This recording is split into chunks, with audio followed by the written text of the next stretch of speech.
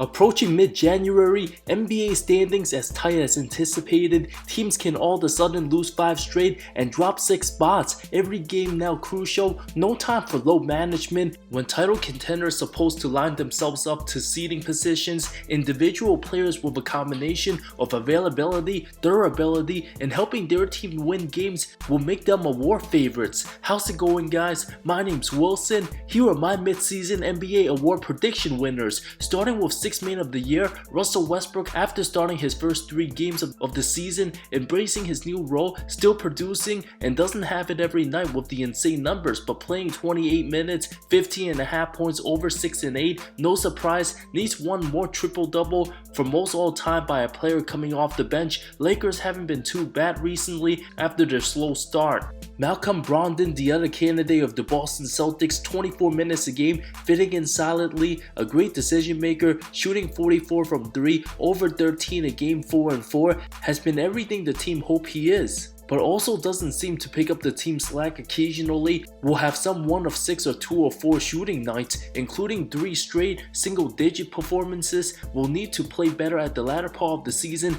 if Boston wants to remain the number 1 seed. Bobby Portis of the Milwaukee Bucks, after a blistering start, the team slowed down, started just 9 of his first 40 games, 14 and 10 averages. The soon-to-be 28-year-old rounding out his full potential, absolutely found a home with the Bucks. Benedict Mathurin, although he might not win Rookie of the Year, the 6'6" 2 guard averaging 17 a game in 28 minutes, 20 years old, can absolutely put the ball in the hoop, never shines away, playing on a team aiming to make the playoffs, translating his scoring, high ceiling, lots of opportunity to shine with small market indie. Jordan Poole of the Warriors started half his games, but amazing score, shines brightest when starting, depending how many games Steph or Clay misses, given Golden State's low management. Poole likely starts many more games. I'm going with Benedict Mathurin, slightly above Russ Westbrook and Jordan Poole. Indy truly a chance to make the postseason, better record than Russ's Lakers. The aggression and growth shall build momentum, even after the All-Star break. Faces the least amount of pressure, a team under the radar. If Indy can make the playoffs, the rookie's praise will be more to watch out for. A team towards the end of the season likely have fresher legs due to the young age, having a chance to compete in the playoff spot. Why wouldn't the Pacers want to continue to play hard? A couple 30-plus point games for the shooting guard and going off will create more buzz. While Russ Westbrook, anything can happen, but too unpredictable. Lakers' hopes not looking good, will still get blamed a ton.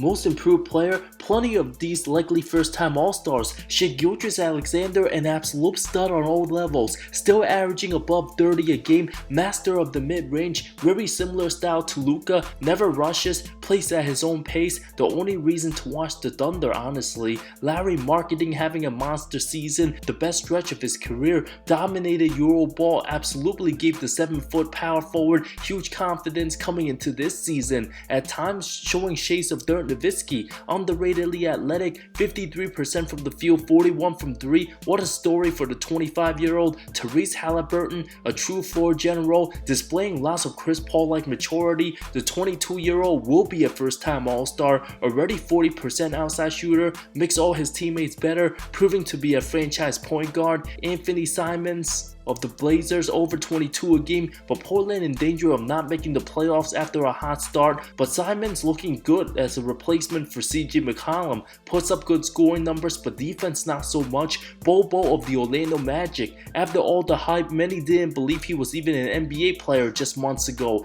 First 3 seasons limited, hasn't shown improvement until this season. The Nuggets wanted to get rid of him so badly, the team didn't even want anything in return. From just putting up over 2 points to now averaging a dozen, showing his strides and playing to his abilities. The 23-year-old, now seen as an above-average NBA player, if he continues to play hard, has all-star potential. I'm going with the Finland sensation, Larry Marketing, having his Jazz play solid basketball, cooled off a little bit after a hot start, but Marketing continues to dominate and ball out, looking like the face to host the All-Star game, from putting the ball on the floor, blowing by people, and slamming on their grills. The perfect example of why teams need to be more patient on developing their young guys, who's shown flashes and greatness. It looked like he was going to be a future All-Star after his second season, but didn't make the leap Part of it was injuries that stopped him. Now a huge bargain for Utah, a dangerous threat each and every night, can also play the 3 as a 7-footer, will go down as one of the most lethal 7-foot outside shooters. The Bulls punching themselves right now.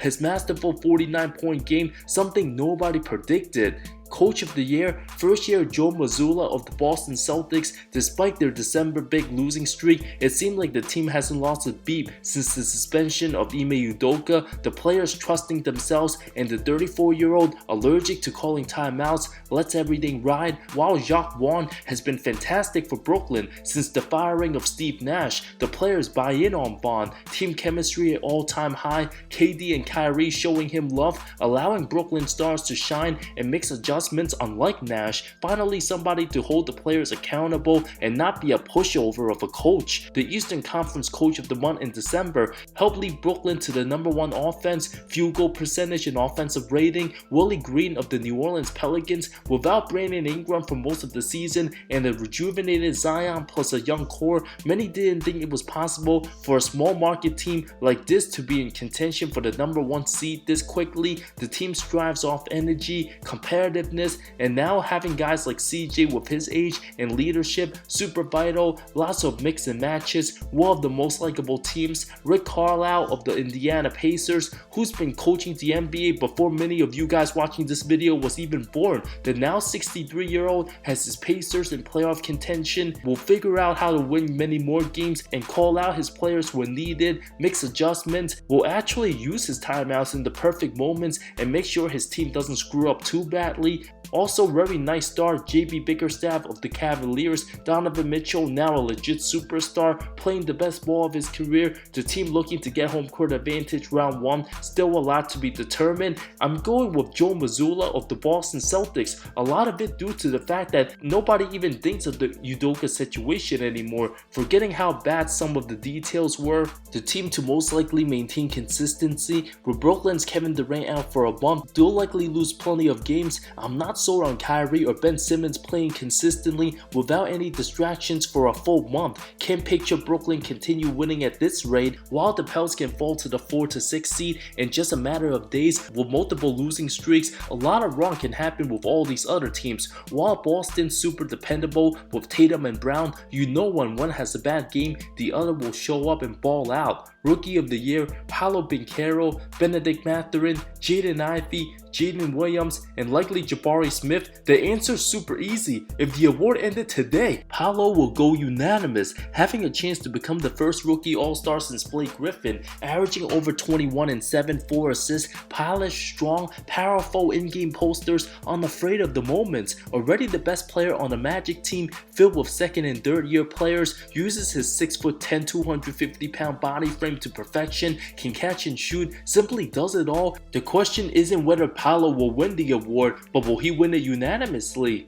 Defensive Player of the Year, Brook Lopez of the Milwaukee Bucks, an absolute force down low, a career best in blocks at age 34, reigning longevity for a non-superstar. The former Net used to be laughed at on D due to his slowness and lack of rebounding, but rim protection super lethal, super disciplined. One of the rare big men who can flat out be good playing in any era of the NBA, adapts smoothly. Jared Jackson Jr. of the Memphis Grizzlies, a terror in the paint, can guard 1 to 5 despite missing first 15 games of the season. Much more versatile and quicker than Brook, averaging more blocks than some teams. Bam Adebayo of the Miami Heat, the team absolutely stinks on D without him. Trying to see Matt Strus or Tyler Hero battling the opposing team's bigs, laughable. Bam fixes too many flaws for his team. When Jimmy or Adebayo not on the court, Miami looks like the worst defensive team in the league. OG Anunoby leading the league in steals, but the Raptors struggling, likely won't win the award due to the lack of team wins a factor.